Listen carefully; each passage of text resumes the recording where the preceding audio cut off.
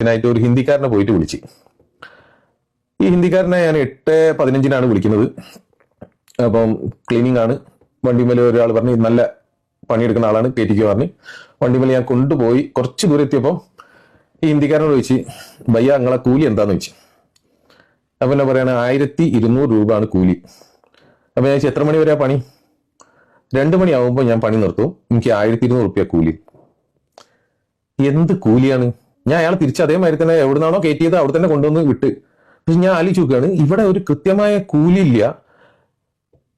തൊള്ള തോന്നിയ കൂലി എത്ര അവർക്ക് തൊള്ളയിൽ പറയാൻ തോന്നുന്നത് അവൾ പറയാണ് 1200 കൂലി, 2 മണി വരെ പണി, 8:15 വണ്ടിമേ കയറ്റിക്കുക, എത്തേണ്ട സ്ഥലത്ത് എത്തുമ്പോൾ 8 ആവും. അപ്പൊ ഇതിനൊന്നും ആരും കൃത്യമായ ഒരു സംവിധാനം ഇല്ലേ? നമ്മള് മലയാളികളെ എന്താ പറയാ പകൽക്കൊള്ള നടത്തിക്കൊണ്ടിരിക്കുകയാണ് ഈ ഹിന്ദിക്കാര്. ഇതൊന്നും ആരും എന്താ പറഞ്ഞു കഴിഞ്ഞാൽ എന്തുകൊണ്ട് ചർച്ച ചെയ്യുന്നില്ല? ഇതിനെതിരെ ശരിക്കും പ്രതികരിക്കേണ്ടേ ആളുകള്? ആലോചിച്ച് നോക്കി. പിന്നെ ഞാൻ വേറെ ആളെ പോയി കണ്ട്, അയാൾ പറഞ്ഞ് 5 മണി വരെ പണി, 1000 റുപ്യ കൂലി. ഞാൻ ഇത് എവിടുന്ന ഇത് നിയന്ത്രിക്കേണ്ടത്? ആരാണ്? ഗവൺമെന്റ് നിയന്ത്രിക്കണ്ടേ? കൃത്യമായിട്ട് ഒരു എന്താ പറഞ്ഞു കഴിഞ്ഞാൽ അന്യ സംസ്ഥാന തൊഴിലാളികൾ ഇവിടെ ജോലി ചെയ്യുമ്പോൾ അവർക്ക് എത്ര രൂപ ആണ് അവരുടെ നാട്ടിൽ? ഈ അന്യ സംസ്ഥാനങ്ങളിലൊക്കെ ഞാൻ പോണതാ 250-300 രൂപ കൂലി. ഓക്കെ, കുടുംബം വിട്ട് അന്യ നാട്ടിൽ വന്ന് ജോലി ചെയ്യാണ്. ഇതിനൊരു കൃത്യമായ ഇത് വേണ്ടേ?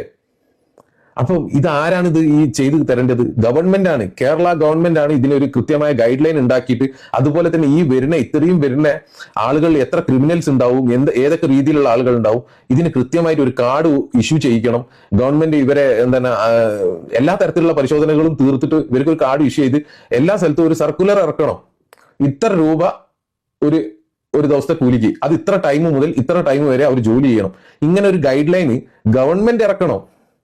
ഈ ഒരു ചൂഷണം ഇവിടെ നടക്കാൻ തുടങ്ങിയിട്ട് കാലം കുറെ ആയിണ്ടാവൂലേ? ഇതിനെതിരെ കൃത്യമായിട്ട് പ്രതികരിക്കണ്ടേ?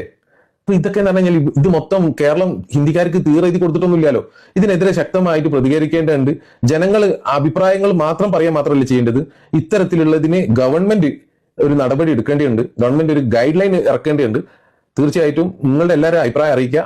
ബാക്കി കാര്യങ്ങൾ മുന്നോട്ടേക്ക് അടുത്ത് തന്നെ ഒരു തീരുമാനത്തിൽ എത്തിക്കാം. ഓക്കെ, നന്ദി, നമസ്കാരം. അപ്പോൾ മനാഫ്ക പറഞ്ഞ് നിങ്ങൾ കേട്ടല്ലോ. അപ്പം നിങ്ങളെ നാട്ടിലൊക്കെ എങ്ങനെയാണോ? ഇതിനെക്കുറിച്ചുള്ള അഭിപ്രായം എന്താണെന്നുള്ളത് ഒന്ന് കമൻറ്റ് ചെയ്യാം കേട്ടോ.